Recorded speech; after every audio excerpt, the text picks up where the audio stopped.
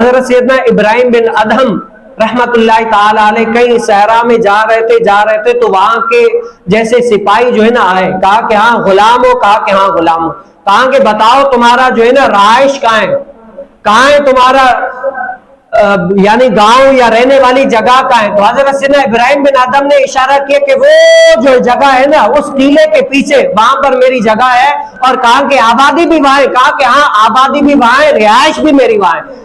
جب وہ سپاہی گیا نا دیکھا کہ وہاں پر آبادی کا تو نام نہیں، ساری قبرستان ہے۔ اب وہ سپاہی حیران ہو گیا کہ میں نے تو اسے آبادی کا پوچھا، میں نے تو اس کی رہائش گاہ کا پوچھا، کہیں یہ دوسرے ممالک کا کوئی جاسوس نہ ہو، میں نے اسے آبادی کا پوچھا لیکن اس نے مجھے قبرستان کا بتا دیا۔ اس سپاہی کو آیا غصہ، کیا ہوا؟ آیا غصہ، اس نے اس کے سر پر ڈنڈا مار دیا۔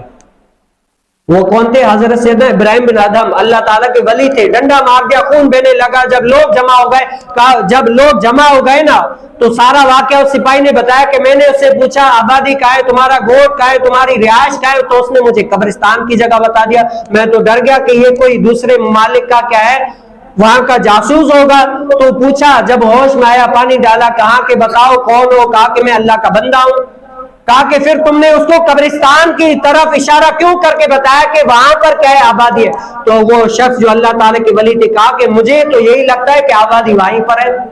کہا کہ ابھی تک بھی اپنی ضد پر اڑے ہو، کیسے وہاں پر آبادی، قبرستان میں کیسے؟ وہاں تو سونا ہی سونا ہے، وہاں تو ہر کوئی جو ہے نا غیر آبادی ہے، کوئی لوگ نہیں ہے۔ تو حضرت سیدنا ابراہیم بن ادہم کہنے لگے میری نظر میں آبادی وہاں ہے۔ کہا کہ کیسے؟ کہا کہ میں نے دنیا کی طرف سے لوگ جاتے ہوئے قبرستان کی طرف دیکھے ہیں، اور جہاں پر لوگ زیادہ جائیں نا میری نظر میں آبادی وہ ہے۔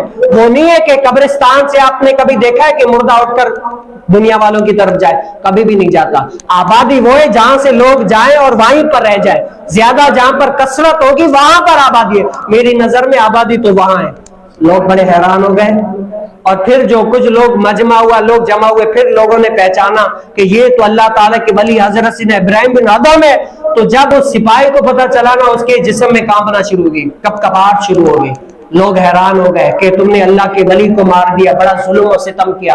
تو اس کے پاؤں میں کیا ہے؟ گر گئے، ہاتھ پاؤں چومنے لگا۔ کہا کہ مار دو، کہا کہ نہیں میں نے تو تمہیں معاف کر دیا، اور جب میں گرا تھا اللہ رب العالمین سے تمہارے لیے اور میرے لیے میں نے جنت کا جو ہے نا اللہ رب العالمین سے دعا کی کہ اللہ جس نے مجھے مارا اس کو اور مجھے جنت میں ساتھ رکھنا۔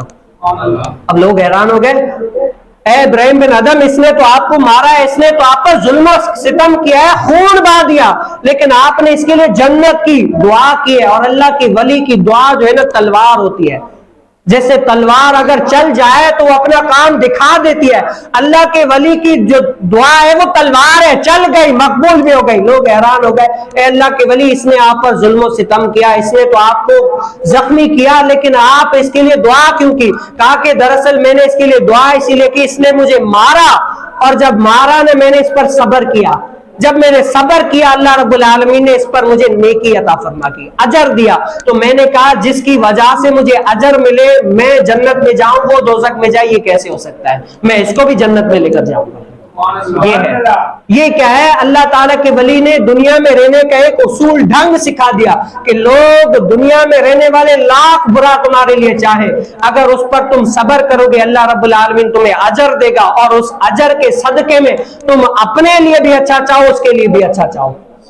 جو برا چاہے گا اللہ رب العالمین قیامت والے دن اس کو اس کی برائی کا بدلہ دے گا۔ آج یہ ہے، ہم نے دراصل ابھی تک یہ ٹھانا نہیں ہے کہ ہم اللہ رب العالمین کی بارگاہ میں آئیں، مقبول ہو، اللہ رب العالمین کی بارگاہ میں گڑیا وزاری کریں، نہیں۔